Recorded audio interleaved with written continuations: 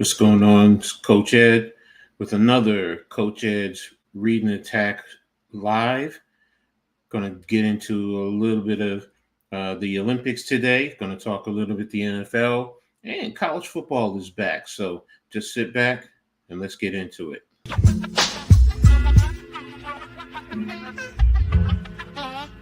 Yo, it's Coach Ed. Got the insights, no boats. From the rookies in the youth leagues to the seasoned pros. Ladies ballin', fellas fighting all around the globe. Breaking it down dynamic. Tune in, listen up. Don't wanna miss the flow. It's Coach Ed's Reading Attack, the sports show. From the courts to the field, he's got the stats. Dropping knowledge is where the real fans at. So stand up, get ready for the play. Wave your arms in the air, let's hear you say. Coach Ed, our mentor on the mic. Breaking down the game, every highlight. Analyzing plays, court the turf the like. Youth leagues, college dreams, pro spotlight. Tackling the facts, defense or attack. He's got the vision, shows you where it's at. We grab the scoop, no stone left unturned. In Coach Ed's realm, the knowledge earned.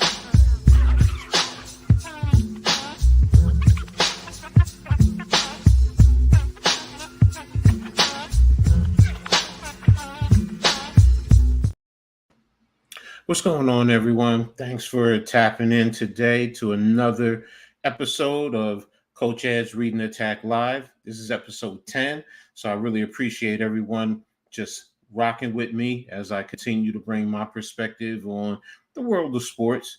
Now, today, as I said a little bit earlier, going to be diving into the Olympics, what's going on with the Olympic team.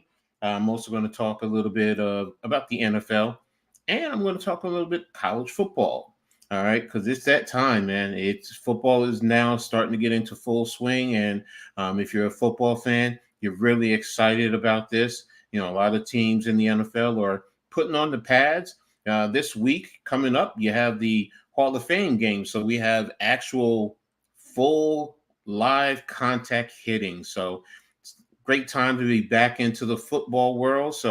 But with that being said, going to jump right into the Olympics. But before I dive into that, the routine. Make sure you guys hit the like button. If you're not subscribe and hit the notification so you know when I post new content. And everyone always share on all your social media platforms. Now, this episode is sponsored by Stitch by Trini. You can definitely reach out to Stitch by Trini on Facebook by checking out Anne Marie Smith, as well as on Instagram by Stitch by a Trini. She does it all, man. She'll crochet clothes, shoes, bags, hats, baby clothes, children's clothes, you name it. Real creative. So definitely check her out. And I'll post a commercial a little bit later. But getting into the Olympics, man. Right now, did a little check a little bit earlier in terms of the medal counts. Last I checked, unless things have changed over the last couple of hours. The United States leads in overall medals with 20. Now, they don't lead in terms of gold medals. Last I checked, they were at 3. The lead in terms of gold medals is actually Japan with 6. But you know what? I think that's going to change as we go along. But overall, the United States is on tops with 20 overall. So, but again, it's just starting out the last 3 days, which is going to continue to build up over the next 2 weeks, I believe. And with that being said, I am expecting the United States to continue to step up their game and really change the narrative and collect more medals, especially gold medals. Now, the United States men's basketball team actually just went into play yesterday, and they played Serbia. Now, they did play Serbia in friendly, like a little preseason before getting into the Olympics. Serbia, with a Jokic on the court, one of the best players in the NBA. It's going to be a tough battle for the United States. Started out a little bit that way. Many fans have had issues with Joel Embiid. They don't like his fit. They don't like his play. I think some of it is because, he's recovering from injury, but the whole game changed once Kevin Durant got into the game. And when I tell you, man, was that a big difference. Kevin Durant ended up with 23 total points. I mean, at one point, he was 8 for 8. And I think he ended up overall 5 of 5 from 3 point range. I mean, he couldn't miss. He just came in, they got him the ball, and every time he turned around, bang, it was just like, okay, just get it to KD. Get KD the ball, let him score, please. He's doing it for the United States. Now, LeBron also contributed. He had around 21 points, 9 rebounds, 9 assists. So those two really stepped up and basically said, look, we're the most experienced players here. They're tops in the league, and they showed why America is the best in terms of basketball. So it was definitely exciting, especially if you're rooting for the United States, and it really sent a big message. Now they ended up beating Serbia 110-84. So it was a big dominating game for the United States. I mean, Nikola Jokic, he did. Let me see. He led them, and they don't got his point total right here, but he was one of their key players. So, but the depth of the United States with LeBron James, Durant, Devin Booker, Drew Holiday, Steph Curry, you could tell Anthony Edwards that the depth of the United States really started to wear on Serbia, and they just had no answers. Now, what is Coach Kerr going to do with Joel Embiid? Because it's a lot faster pace. The court is smaller, and he just doesn't seem to have some type of a rhythm. I don't know if it's because he was injured in the Knicks Philadelphia series and he's still recovering. He just looked all out of sorts, man. He really did. So, my personal opinion is that maybe they need to have him come off the bench. Start Anthony Davis, let Anthony Davis start, and then have Embiid come off the bench, work a little bit with a second unit. Maybe he can take advantage in that regard, because he just doesn't seem his normal self that we expect with a top player in the league. So, but we'll see what happens. In their next game, they play actually tomorrow. And let me double check who they're playing tomorrow.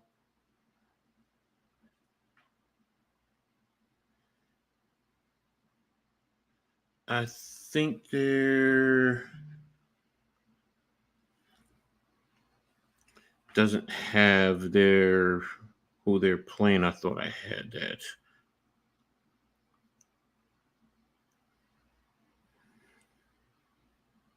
Yeah, I thought I had that, and I obviously doesn't have it. So thought I had it. Unfortunately, I don't. So, but I know they play tomorrow. So I know it's going to be a test for them. Here it is: men's basketball, men's schedule. And the United States plays South Sudan on Wednesday. So that's going to be a test. South Sudan is also 1-0. Looks like they beat Puerto Rico. They won by 11. So, and the United States had a tough go against South Sudan in the prelims. They won by 1 point. So this is going to be a big test for them. Will they be able to step it up and take control and dominate them the way Serbia did, or is South Sudan really that good of a team right now? So, it's going to be interesting as we go forward. So, but before I continue on, I just wanted to tap into the chat. Make sure you have any questions, let me know. What's up, Leaf, man? Thanks for tapping in, bro. I really appreciate you. Raf, El Capitan Rafael El Fucho, thanks for tapping in, guys. I really appreciate you.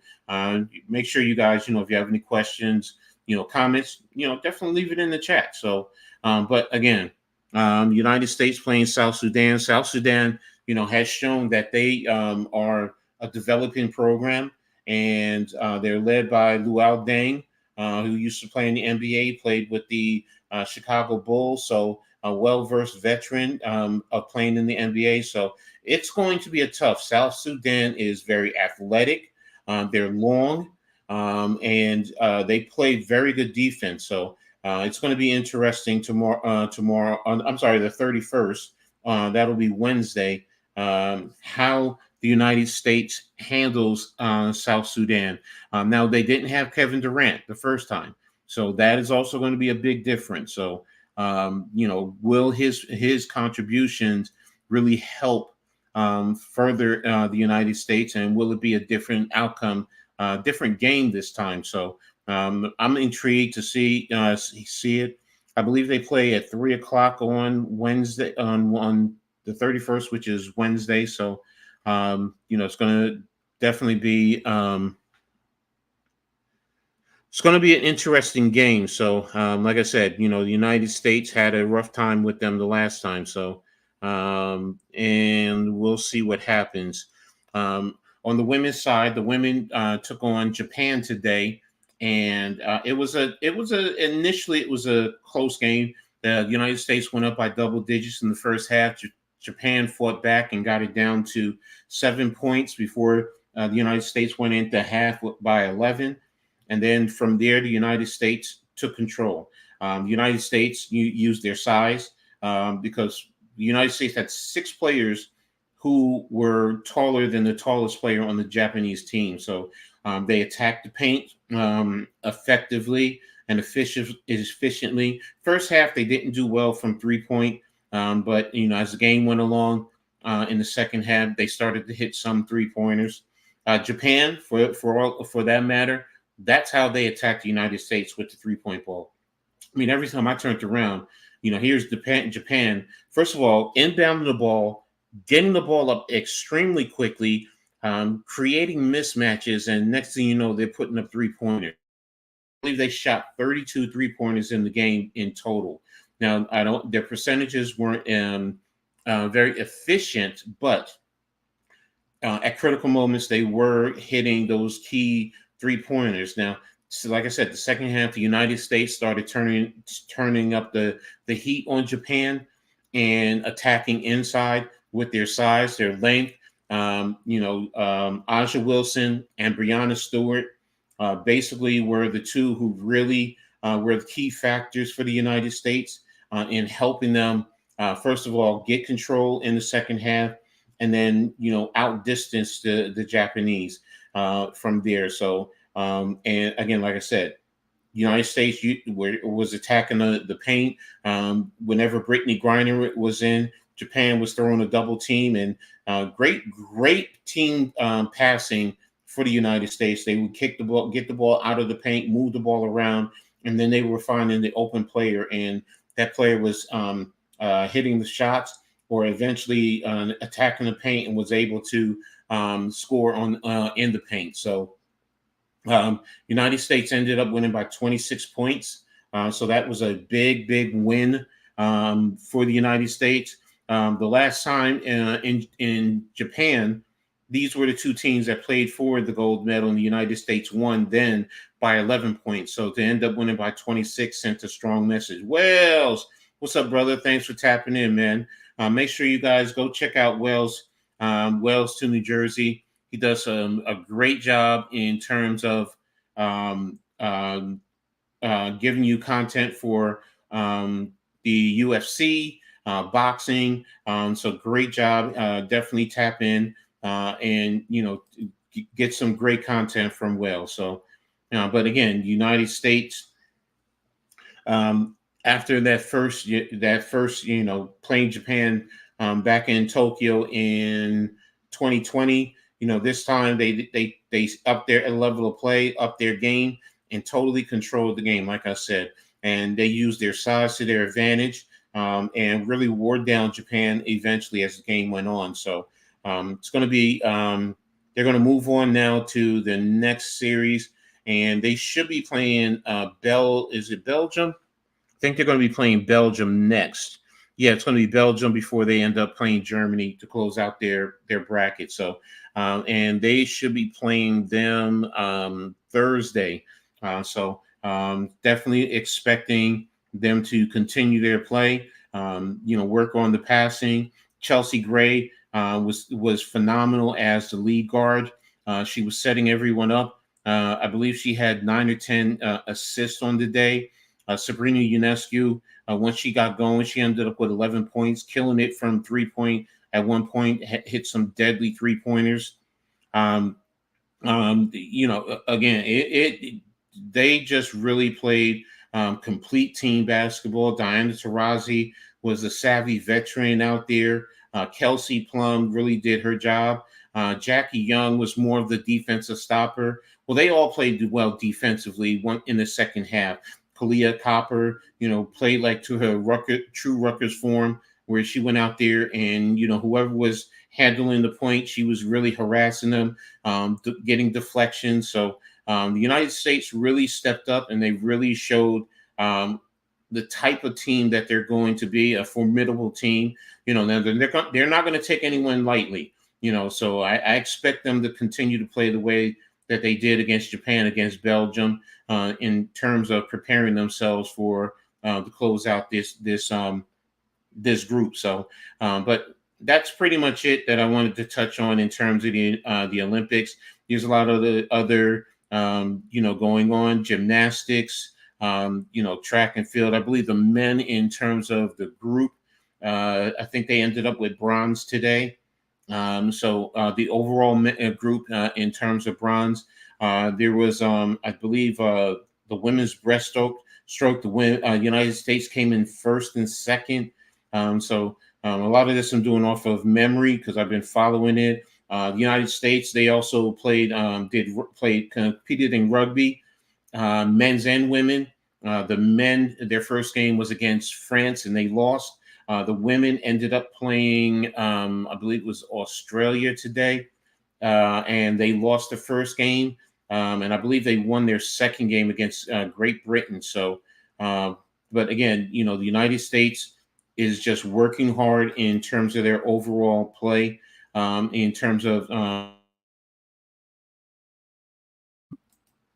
being in the Olympics. So, and it's a really great event. So I just love it. So great. Did you see who won the super heavyweight boxing match earlier today? No, I did not see who won. I was only watching it on NBC and USA, and I know they had rugby early on NBC, and then USA had the women's basketball game. So, but I'll try and see if I can find out. Let me see if there's anything here. Yeah, there's nothing. I'm just looking at online right now. I don't see anything in boxing right now. So, but I'll do some more research, Wells, and I'll see what I can find out for you. So, yeah. So, yeah, I have the medal count. Yeah, the United States has 20, France has 16, and it looks like Japan and China have 12 in terms of their overall. But no, I didn't see anything. But again, like I said, I'll try and see what I can find out for you, Wells. Okay, and I'll get back to you. So, but just a quick update. I got the Yankees game on. They're playing the Phillies, and Bryce Harper just hit a home run, and the Yankees are still up 3-2 now. So you got it, brother. You got it. Always. So I do everything that I can to help out. So,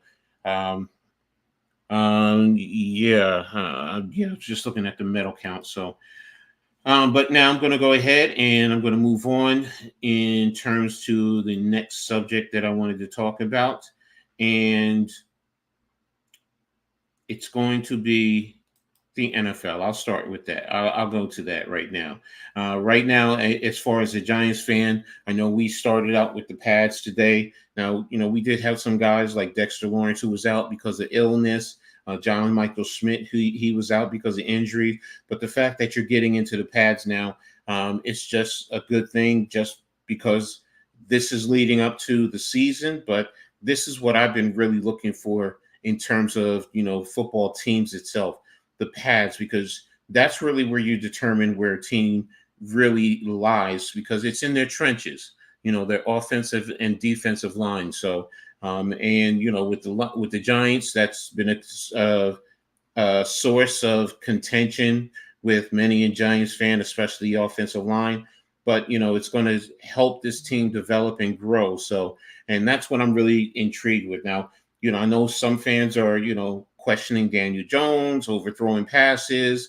I've always said, well, number one, he didn't have OTAs and he didn't have mini camps, so he didn't start to work on the timing that is needed to develop with your receivers. The only one that he really has it with, honestly, is Darius Slayton. He's always had it since his rookie season. So those two have a certain level of continuity, and they're familiar with where to be. He's developing that with Neighbors, and it's going to take a little bit of time. I know most Giants fans don't want to hear that. They're too through with Daniel Jones, and I understand. If you're too through with Daniel Jones, you're too through, and you don't want to see him. You don't want to see him. You have that right. But he is the starting quarterback, and that's who this team is trying to get ready for the upcoming season. It's not like they can just yank him out and say, okay, well, it's because the fans don't like him, we're not going to play him. No, he's a $40 million quarterback for a reason, and he's going to play. So, but in terms of the rest of the team, like I said, I want to see the trenches. I mean, I have my concerns with the running back position. I was speaking today in a group chat in the spaces. I mean, and we were trying to determine how many running backs. Is it going to be 3 running backs? Is it going to be 4 running backs? Great debate, great conversation. Everyone brought their perspective. Me personally, it's probably going to be 4 running backs if I think about it. And some people think it's 3 because the numbers game. And as far as the tight ends, they think it's going to be 3. Where I also think it's 4 because you're going to want that one strong blocking tight end, to help out. Hey, I could be wrong because I don't know what Dable, Kafka, and their staff is looking in terms of their numbers game, but it's going to be interesting, with the Giants. What do you do with your quarterbacks? Are you going to go with 3? Are you concerned with losing DeVito? And then are you going to keep him on the active roster? Because if you put him on the practice squad, somebody can come in and take him. I mean, it's a chess match, and ultimately that's what it boils down to. So what will Shane and Dable do with the numbers overall? And I think they have a general idea. It's just that, what you're going to look at in through training camp, how the players, how do they develop or how do they produce? And then those who are, rookies and those UDFAs, how do they develop? And ultimately, how do they represent this organization going forward? So, but again, it's what I want to see. It's what I'm waiting for.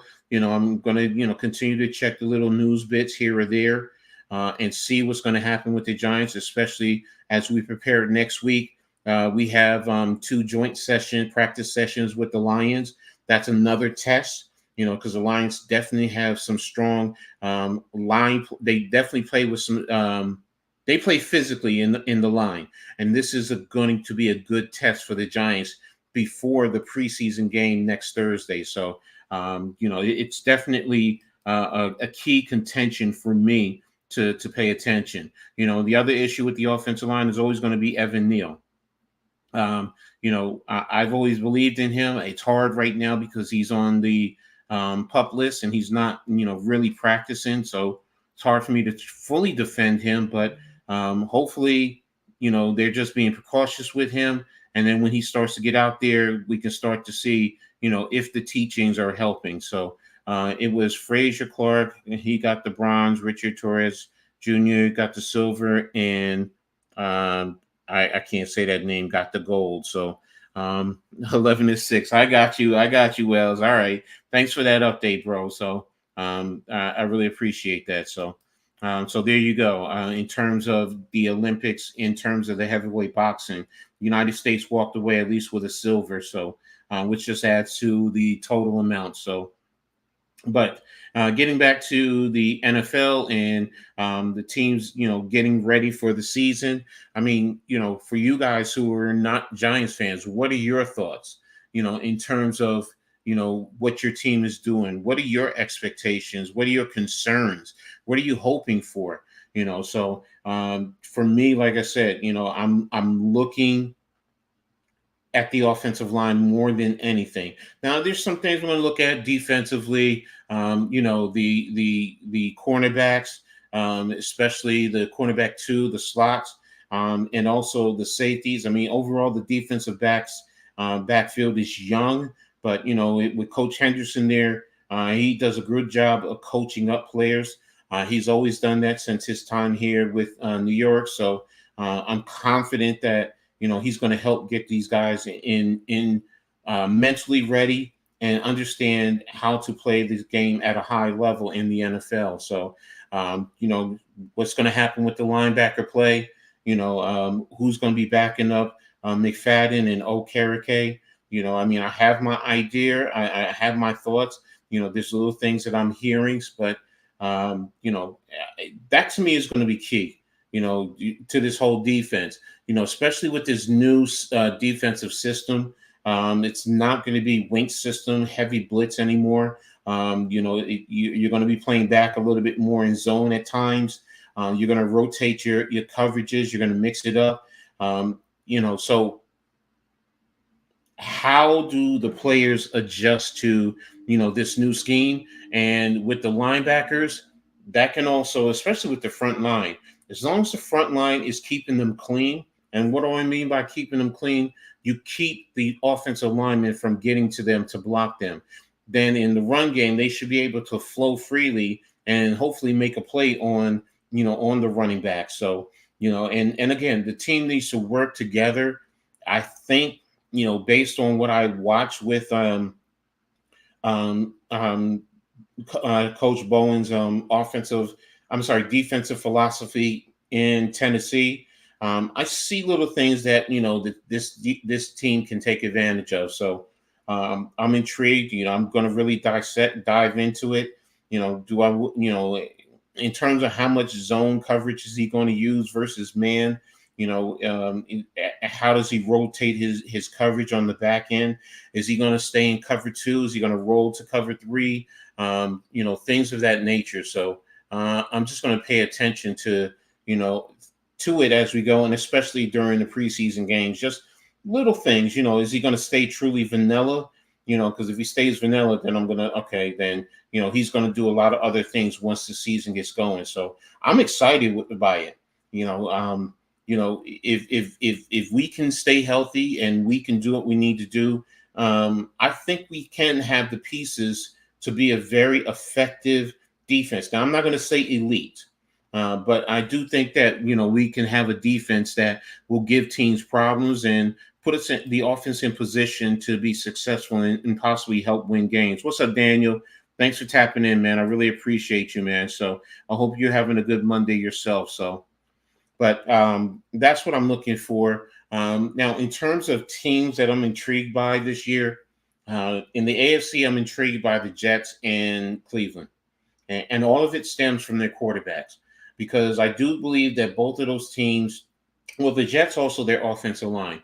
If they can have good offensive line play and guys stay healthy, and Rodgers can just be, I'm not going to say the Aaron Rodgers that won the MVP, but if he can be, all right, if he can be in the AFC, maybe the fifth or sixth best quarterback, I think he can help that team be successful, going throughout the whole year. Also avoid any injuries, and then with Cleveland, with Deshaun Watson, everything that's been going on, is his head going to be in the game mentally? Is he going to be able to go out there and just focus on doing his job? Don't listen to all the other noise, the distractions that's going on there. People are always going to protest. So there's nothing you could say or do about it. Just move on and go out and play. But if he can just be, just like with Rodgers, if he can be a middle of the pack quarterback in the AFC, he can position that team to be a very successful team, especially in the AFC North. So those are two teams that I'm definitely interested in the AFC to see how their preseason goes, but then once they get into the season, how they fall, where they fall in the landscape of the AFC. Now in the NFC, one right here in my division, the Dallas Cowboys. What's going on there?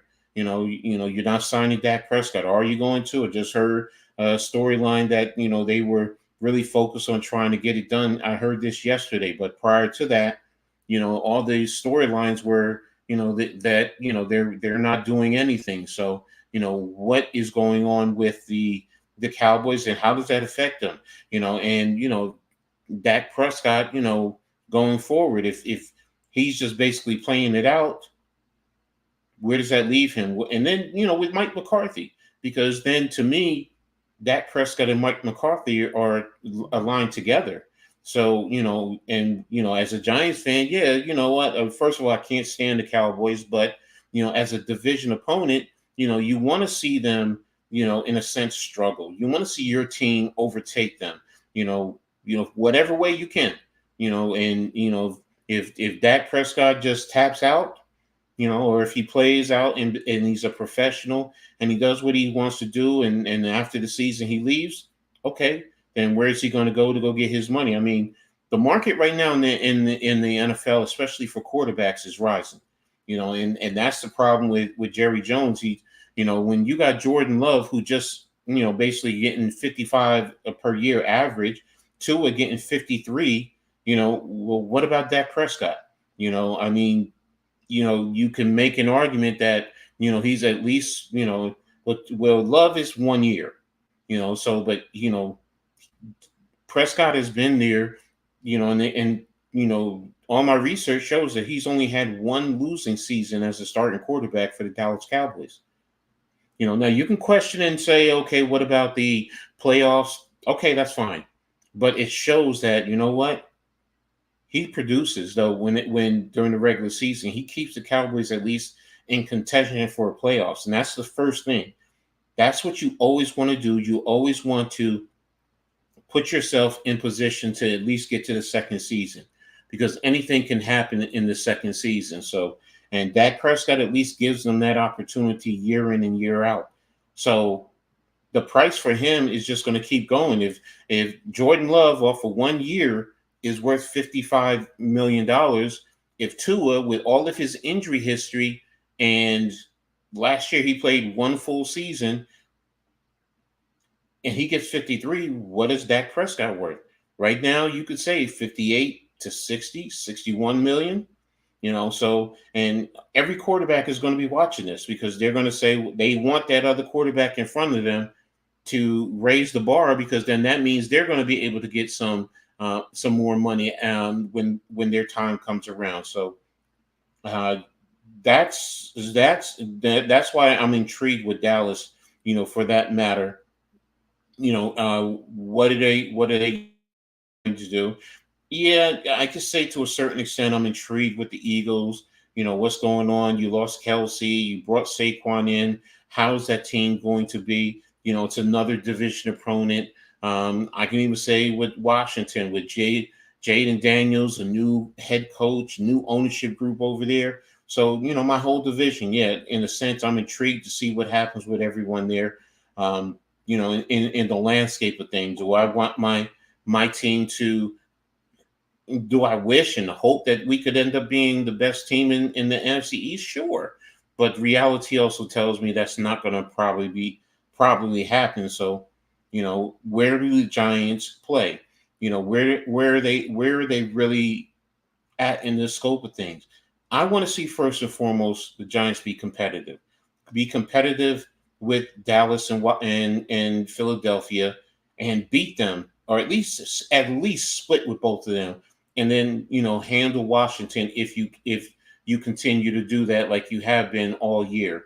I mean, I'm sorry, when you continue to play them, the past few years. So, and if you can do that, like my brother NYG says, the first thing, you got to be able to compete in your division, which is true. And if the Giants can do that, then they can position themselves well for the rest of the year. Now, it's not going to be easy.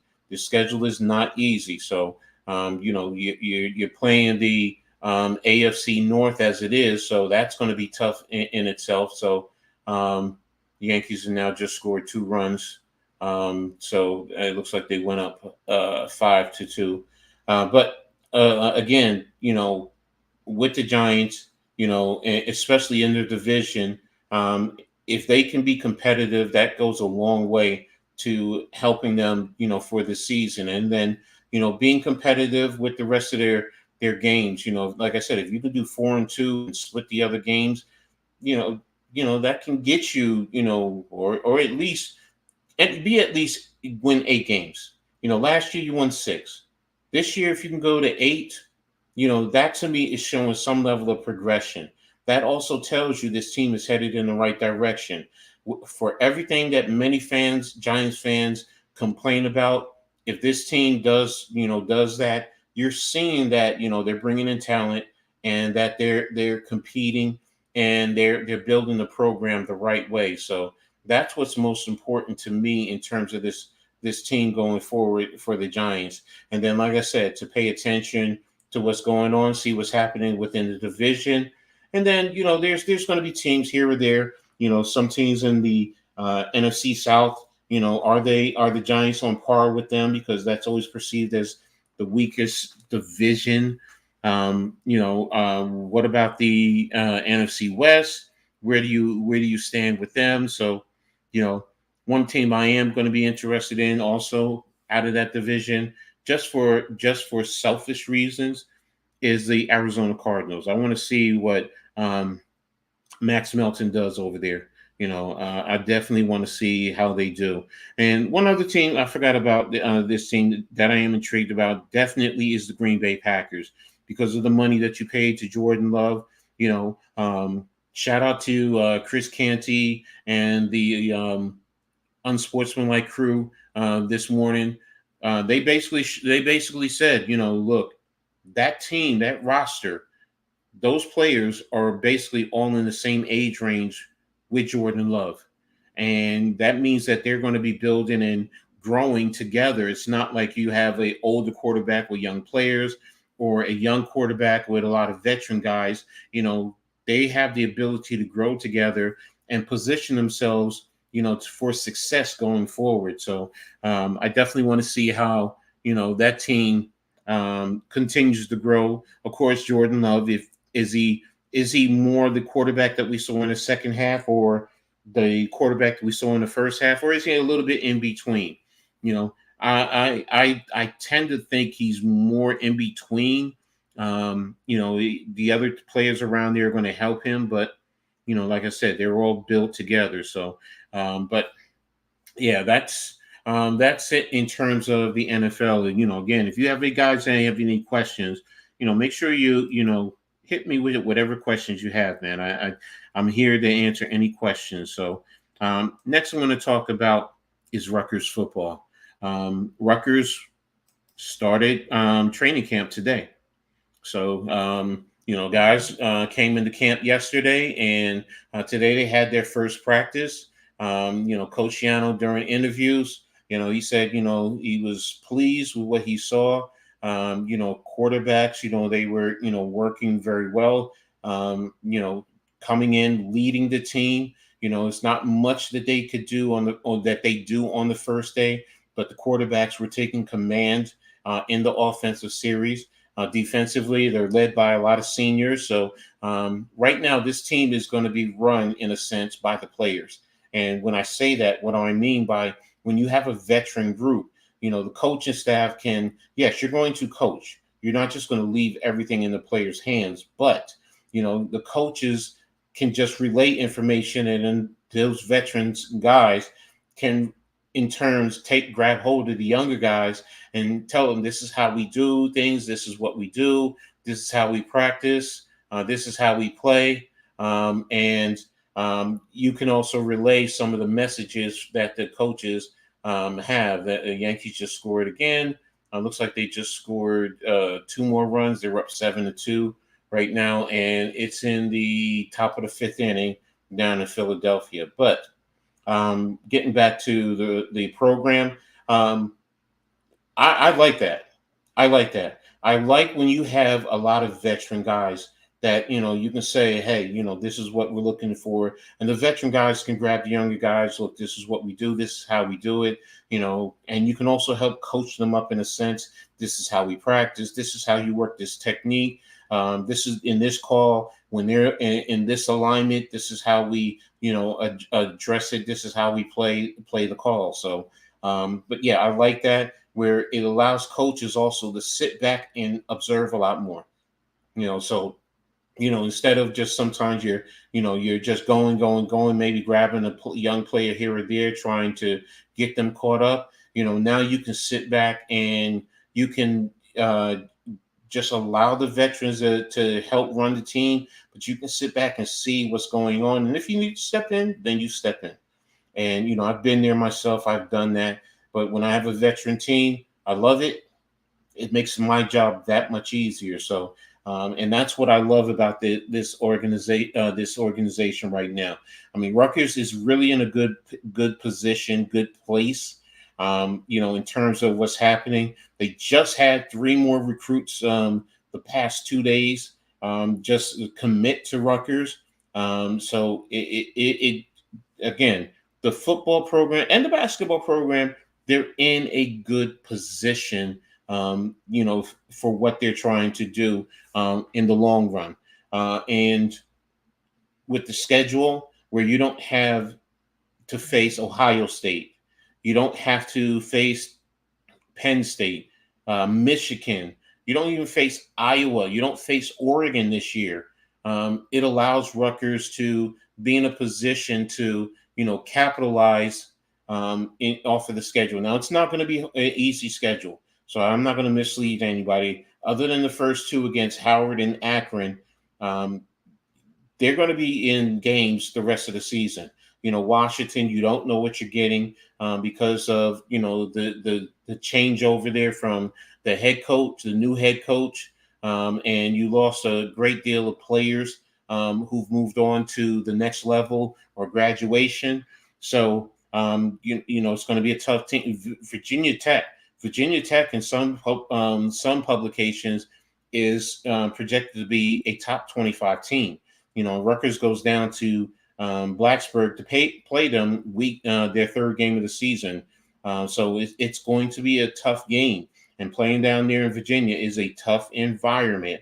I go all the way back to Rutgers in the Big East. It's always been tough for them to play down there in Blacksburg. So and they beat Virginia Tech last year. So Virginia Tech wants revenge. They want redemption. They want to prove that last year is not the norm.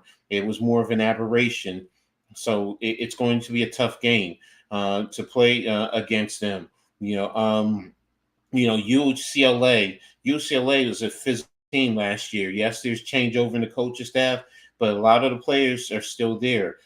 Going out to USC on a Friday night to play them at 11 o'clock Eastern time.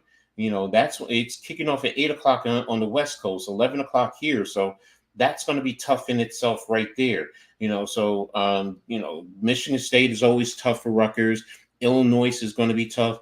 I could sit here and break down every game, definitely in the Big Ten and Virginia Tech, could come down to the last play of the game. That's how close their games are. And with Rutgers now, if Rutgers plays their brand of football, I figure they should win 7 to 8 games this year. Now I've seen publications that give you a different range. Some have said, they think their Rutgers is going to win 5 games. I've seen one source that said they expect Rutgers to win 11 games. And I'm like, whoa, 11 games? I hope they do.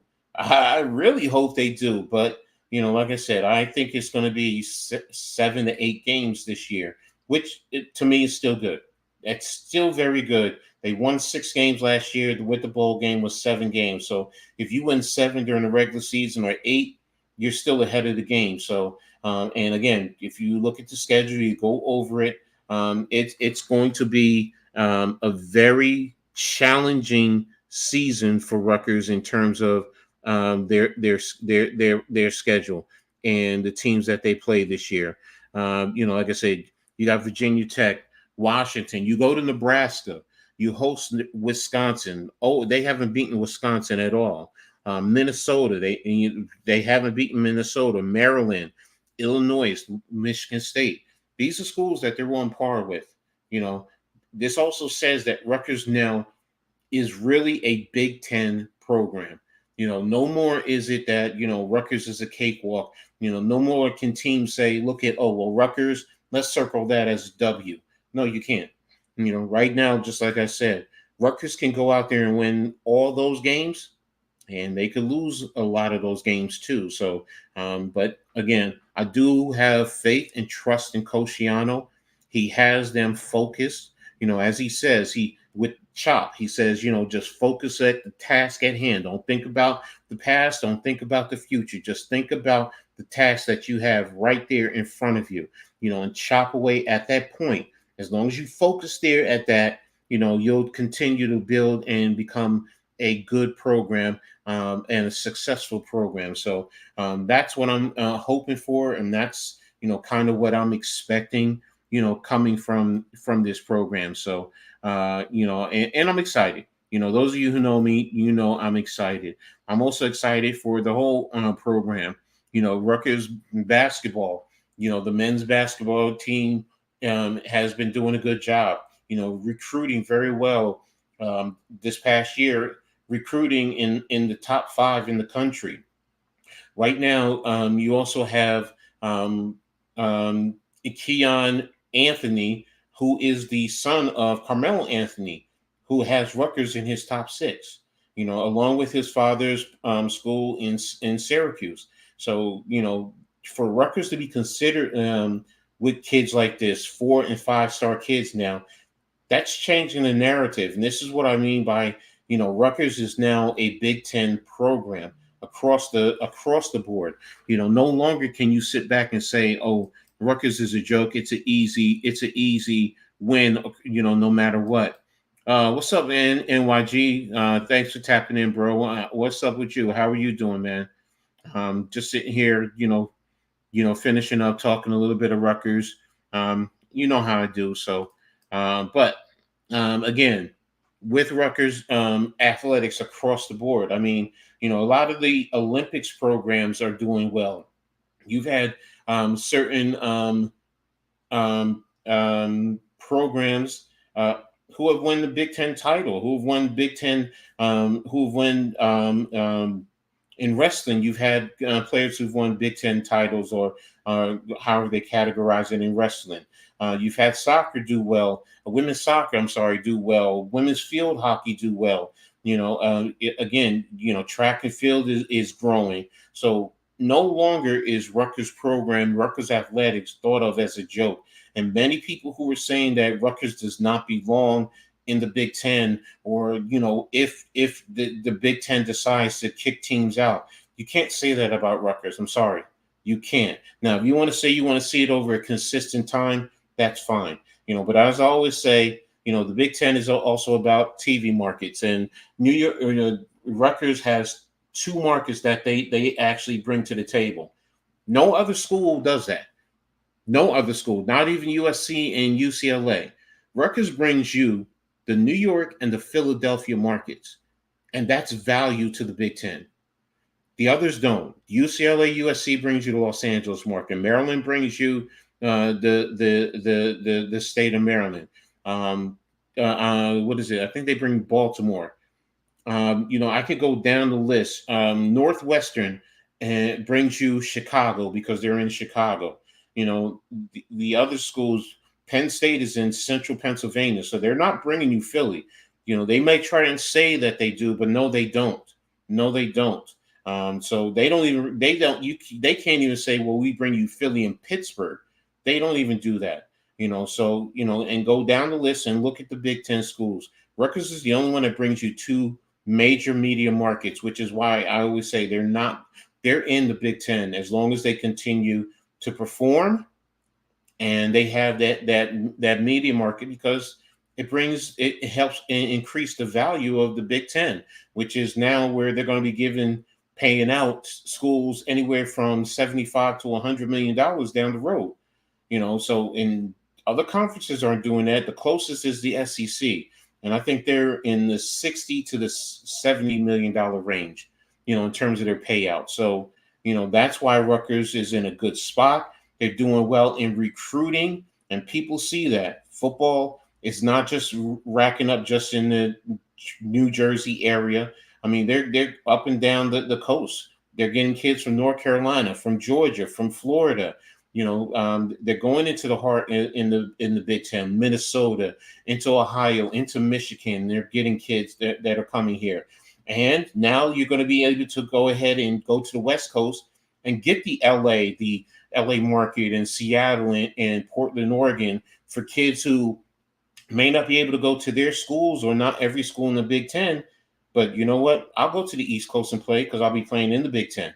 So, and it's just going to help broaden their brand in the long run. So, that's how I see it in terms of the Big Ten. That's why I'm so bullish on Rutgers. Not just because I just have a strong love for Rutgers, but because I see the vision. I see why they were brought into the Big Ten, and the long-term picture. And you see what's going on with college sports. You see it, and Rutgers is bringing that to the table. Case in point, New York and Philadelphia markets, and then you're going there and you're bringing in. I mean, you're doing well in terms of recruits, and as long as Rutgers continues to perform on the field, they're going to continue to grow. And I really believe in. Shiano did the same thing the first time. Ladies and gentlemen, he did it the same thing the first time. He started out slow, but by year 4, it started to change. And then after that, at one point, he was in the top 10 in terms of the overall rankings for the team. They did end up 12 that year in 06, after a couple losses. But the point being is, Shiano has done that. He knows New Jersey. He knows what it takes to compete here. He's a Jersey guy. So he knows every aspect, that he has all the connections to all the high school coaches, not just in New Jersey, but now in Eastern PA and into New York, and now he's getting back down into Florida, where he's always had connections. And now he's broadening it into Georgia and into the Carolinas. So Rutgers is going to be here, and I'm just going to continue to love it as it keeps going on. So, do you guys have any other questions for me? Make sure you let me know if you do. So, but again, that's pretty much it. We covered a lot. The Olympics. NBA. I mean, we just had the summer league end. As far as my Knicks, there's a couple players who, waiting for training camp, but it's right now it's a wait and see for me. With the NBA. I also want to see what happens with the Nets. I mean, I know NYG. He knows. I and Leaf and Breezy. Y'all know I play around with y'all, but I've been following the Nets since the late 80s into the 90s, man. I mean, I know their history. I know what they can bring to the table. When they're playing well, they bring something of value to the area, so and I do ultimately want to see them do well, because they represent this area. They represent New York. I want to see both the New York teams doing well. Ultimately, the dream for me would be seeing both New York and Brooklyn playing for the Eastern Conference Finals. Yes, I would want New York to win because I'm a Knicks fan. But what I'm saying is that right there sets it up for me, says it all. And that's what I would want to see. Brooklyn is doing the right thing in terms of how to rebuild and rebrand their organization. NYG has talked about that. Pick a direction and go with it. And they picked a direction. And you know what? There are Nets fans who are bought in, and you want to see your young players developed, and you want to see them grow, especially with a new young coach who has been touted as being a coach who can develop players. So, I want to see them do well. As far as my Knicks, yeah, I want to see them competing now, for the Eastern Conference Finals. That's down the road. Right now, I want everyone to come back healthy. I want everyone to, get in shape, and then, play the season. And you know what? Let's end the season, on a healthy note. That's ultimately, and then see where you lie. Are you in position to compete with Philadelphia? Are you in position to compete with Boston? Are you in position to compete with Milwaukee? Because right now, to me, those are the top teams in the East. I mean, where you want? Well, Boston is number one. Where you want the other ones? Where you have the other ones? It's up for debate. What's up, Coach Dante? Man, thanks for tapping in, man. I really appreciate you. Great job the other day. I really appreciate what you brought to the table. Again, thank you about that. Um, yeah, it's going to be a long road back to relevancy. So, well, again, we will see, bro. Don't forget, the first step is, you know what? If you can get to play to at least compete for the play-in, that could change the whole narrative, man. Yeah, and that really does. The play-in really helps the back end in the conference. It really does. No longer will you see teams on the back end just tanking now because they just want a good draft pick. At least now they know, you know what? If I get to the play-in, maybe I can get into the playoffs, and you never know. So I know it's a long shot. I don't think it's going to be a long road. And when I say long road, I'm talking about like 10 years. Now, if you want to say it's going to be, 3 to 5 years, okay, I'm with you. If that's what you consider long, then okay, that's fine. But you never know. You may get some of these young guys who develops, and you were talking about the kid who won the summer league MVP. Uh, Definitely, coach. You were talking about the kid who won the summer league MVP. If you can develop him with Cam Thomas, who knows? You got Claxton. And if you trade out a couple of guys, get some more draft pick. And again, right now, what's to say that next year you don't get Cooper Flag, or you don't get Dylan Harper or Ace Bailey, or one of these top players who can come in and help you, you know, but don't forget you have draft picks. So I get what you're saying. I get what you're saying. I really do. It takes you out. I'm saying when you're saying relevance, what I'm saying is at least you can get there. That makes you somewhat relevant. It doesn't make you look like, you're totally a dysfunctional organization, but I get what you're saying. I'm not going to argue with that. Yeah, I know what you're saying. Get the young players, develop them, get them in, get the young talent. If you're in the top half of the draft, then you have a better chance of getting players that you can develop, and who knows. But yeah, who knows? You may also get these young players who become the bust. So, you never know. So ultimately, you want to compete and you want to try and win the best to as quickly as possible. So, but I get where you're going, bro, and I do understand where you're coming from as far as the Nets. You want to get the talent and you want to grow, and you want to do it organically. You don't want to trade for the Kevin Durant's and the Kyries, like has been done before. So, bottom of the sixth, Yankees are still up 7-2, and they just got a man on first right now, Philadelphia. So, but they seem to be doing okay. And still some things the Yankees got to fine tune by tomorrow's trade deadline. So hopefully they do. So, but again, with the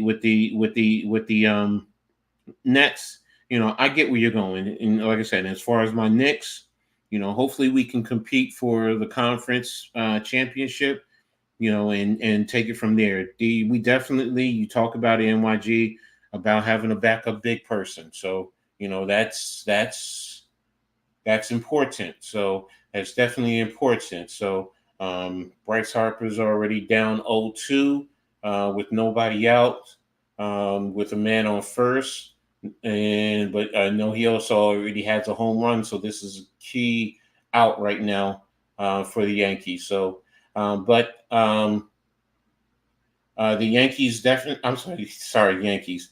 The Knicks definitely need to get that low post big man, backup big man. To at least just help out in terms of Mitchell. Because you don't want to play Mitchell heavy minutes, especially to start the season. And you want to gradually bring him along and hopefully struck him out with a high fastball. But you definitely want to have that backup big man, especially since, Hartenstein, at least, may not be as physically imposing as Mitchell, but he did bring something to the table, also with his basketball IQ. So, but again, we'll see what happens with the Knicks, what they're going to do. Still have the opportunity for Precious Achiuwa. Maybe you can trade him away. You don't know. So, wow, a tapper, and now it's two men on, first and second with one man out for the Phillies. So that was really a short tapper, man. Literally just went. Looks like it went up what, maybe 30 feet, 30, 40 feet. But hey, it's a hit. So, but we'll see what happens with the Knicks going forward. It's going to be interesting, with Boston. What's going to happen, especially with Porzingis. But you have all your key players coming back, so that's a great advantage to them. With Milwaukee, what's going to happen with Chris Middleton? Can he get back to his old self? Miami with Jimmy Butler. I mean, what's going on down there? You lose Caleb Martin, which was big to me, especially with him going up to Philadelphia. And again, Philadelphia, how long is it going to take for them to gel, and develop a certain level of continuity? They're also another one that's, heavy with players who were injured. But if Paul George and Embiid play and they're up to their all-star caliber selves, then it really takes their game up. And all the key pieces that they brought in with Drummond, getting Martin, all the players, they all seem to be fitting in well into the big scheme of things with Philadelphia. But, in the end, how does it take on the basketball court? That's going to be the biggest thing. How does it take on that basketball court, and where do they go from there? So, but that's going to be it right now. So, I really appreciate everyone for tuning in today, and keeping in touch with me. NYG, Coach Dante, Daniel Berry, Wales, Raf, Leaf. I really appreciate you guys all tapping in. Tomorrow, 8:30. Make sure you tap in here with me, and also NYG 22, also known as Unpopular Opinion Sports, for another Heart of the City. Have a lot going on, and talking about what's going on in the city. 8:30. So you can either hit me here, or you can go through his channel to tap into the show. I'll be with the Pick and Roll podcast, another episode of the Reading Attack Sports Show Live. And the Phillies just scored.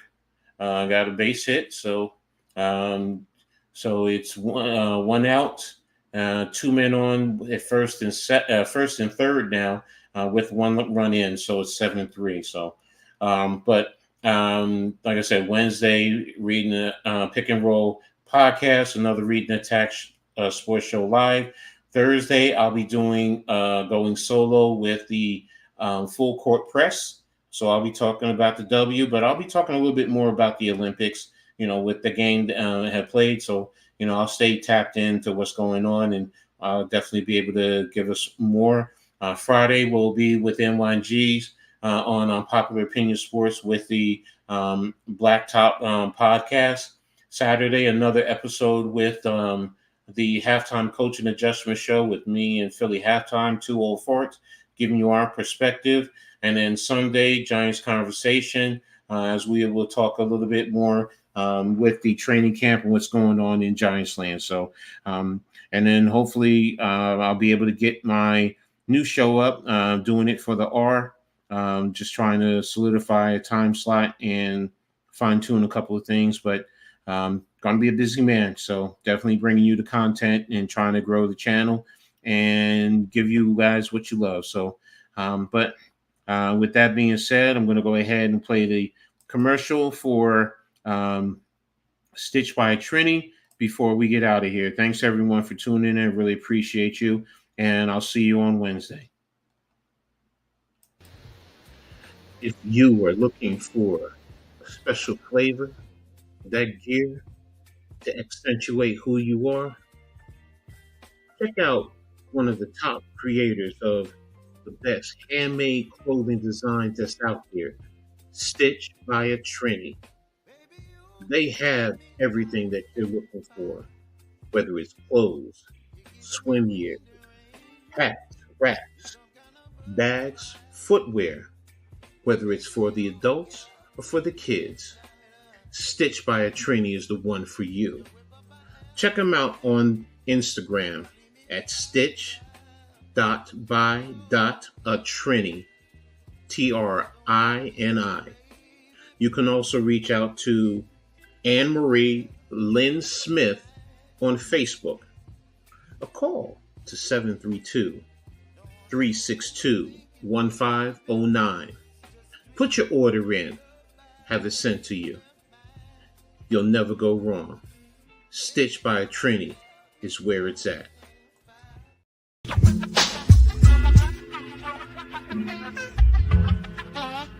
Yo, it's Coach Ed. Got the insights, no boats. From the rookies in the youth leagues to the seasoned pros. Ladies ballin', fellas fighting all around the globe. Breaking it down dynamic. You know, tune in, listen up. Don't want to miss the flow. It's Coach Ed's Read and Attack, the sports show. From the courts to the field, he's got the stats. Dropping knowledge is where the real fans at. So stand up, get ready for the play. Wave your arms in the air, let's hear you say. Coach Ed, our mentor on the mic. Breaking down the game, every highlight. Analyzing plays, court the turf the like. Youth leagues, college dreams, pro spotlight. Tackling the flats, defense or attack. He's got the vision, shows you where it's at. We grab the scoop, no stone left unturned. In Coach Ed's realm, the knowledge earned.